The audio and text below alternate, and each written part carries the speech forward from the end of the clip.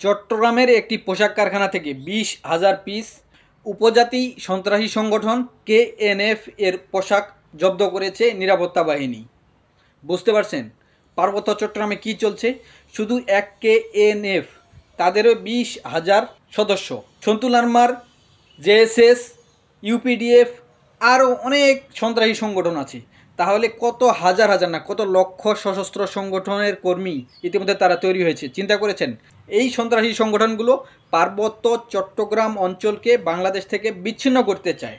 তারা একটি স্বাধীন জুমল্যান্ড প্রতিষ্ঠা করতে চায়, স্বাধীন রাষ্ট্র প্রতিষ্ঠা করতে চায়। বাংলাদেশের বিরুদ্ধে ভয়াবহ ষড়যন্ত্র হচ্ছে। পার্বত্য চট্টগ্রামকে বাংলাদেশ থেকে বিচ্ছিন্ন করার ষড়যন্ত্র পশ্চিমাদের অনেক আগে থেকে, এটা ওপেন সিক্রেট।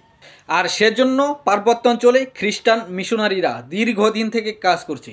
তারা একদিকে উপজাতিদেরকে খ্রিস্টান করছে, অন্যদিকে সেই উপজাতিদেরকে সশস্ত্র ট্রেনিং দিচ্ছে, তাদেরকে অত্যাধুনিক অস্ত্রশস্ত্র দিচ্ছে, তাদেরকে উন্নত যোগাযোগ ব্যবস্থা তাদেরকে দিচ্ছে।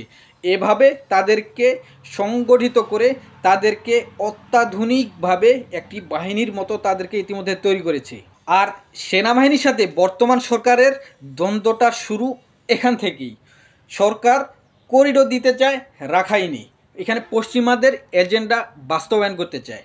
আর সেনাবাহিনী যেহেতু জানে পার্বত্য অঞ্চলে কেমন অস্থিরতা, সেখানে কি হচ্ছে, সাম্রাজ্যবাদীদের প্ল্যান কি, সেজন্য সেনাবাহিনী একত্রিত হয়েছে। সেনাবাহিনী দেশের স্বাধীনতা সার্বভৌমত্ব রক্ষায় সরকারের এসব বিষয়ের বিরোধিতা করেছে।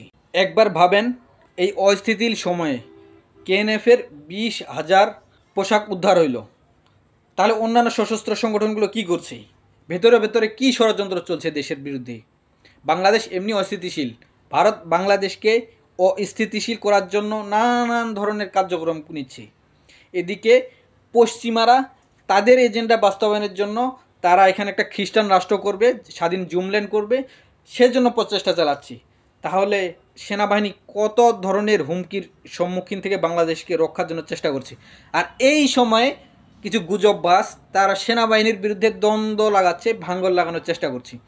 আমরা কিছু ভণ্ডলোকের প্ররোচনায় আর বাঙালিরাও সেখানে পা দিয়েছে সেই ফাঁদে। অথচ আমাদের উচিত ছিল এই কঠিন সময়ে সেনাবাহিনীর পাশে দাঁড়ানো, সেনাবাহিনীর কাঁধে কাঁধ রেখে দেশের প্রশ্নে, দেশের স্বাধীনতা, দেশের সার্বভৌমত্ব রক্ষার প্রশ্নে আমাদেরকে এক হওয়া।